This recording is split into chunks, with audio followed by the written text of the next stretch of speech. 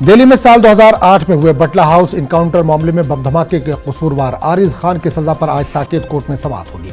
पिछले समाअत में कोर्ट ने दफा 302 और दीगर दफात के तहत आरिज खान को कसूरवार करार दिया था। दिल्ली के Karol Bagh, Connaught place, India gate और ग्रेटर कैलाश में सीरियल बम ब्लास्ट हुए थे, जिसमें 39 लोगों की जान चली गई थी और 159 अफराद जख्मी हुए थे। बटला हाउस में इनकाउंटर के दौरान स्पेशल सेल की कार्रवाई में 2 शिद्दत पसंद मारे गए थे, जबकि 2 अफराद फरार हो गए थे। स्पेशल सेल के इंस्पेक्टर मोहन चंद शर्मा भी इस इनकाउंटर के दौरान शहीद हो गए थे।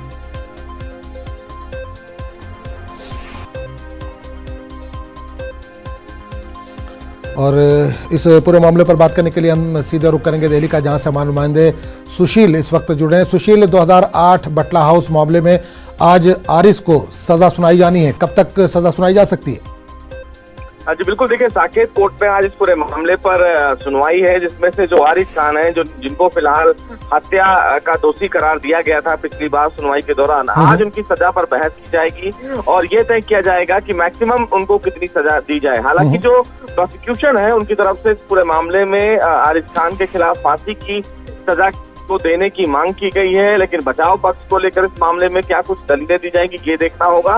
लगभग 11:30 और 12 बजे के आसपास इस पूरे मामले में साकेत कोर्ट सुनवाई करेगी। उसके बाद दोनों पक्षों की तरफ से दलीलें रखी जाएंगी। उसके बाद कोर्ट अपना फैसला सुनाएगा कि आखिर इस पूरे मामले में जो दोषी आरिज खान है उनको कितने साल की सजा दी जाएगी। क्योंकि बटला हाउस एनकाउंटर मामला महत्वपूर्ण भी इसलिए है क्योंकि हाल ही दिनों में जब इस पूरे मामले में फैसला आया था तो उसके बाद देश में एक बार से बटला हाउस का दिन बोतल से बाहर निकला और तमाम राजनीतिक पार्टियां एक दूसरे के ऊपर आरोप और प्रत्यारोप लगाने लगी। ऐसे में आज का फैसला भी बेहद महत्वपूर्ण है क्योंकि देश भर की निगाहें इस पर टिकी हुई हैं। बिल्कुल, एक चीज और जानना चाहेंगे कि आरिस का जो पक्ष है बिल्कुल आरिस का जो पक्ष है उसका क्या कहना है सुशील, ये जानना चाहेंगे क्या वो अपर कोर्ट में भी अपील कर सकते हैं?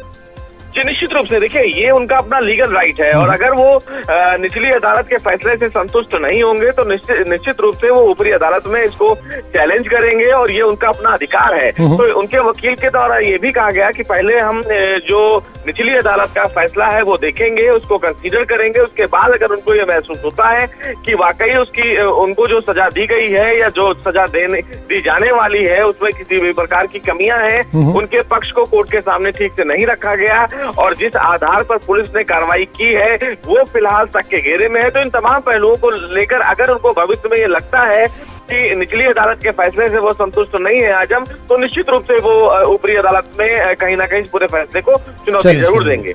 चलिए सुशील, बहुत बहुत शुक्रिया इस तमाम जानकारी के लिए।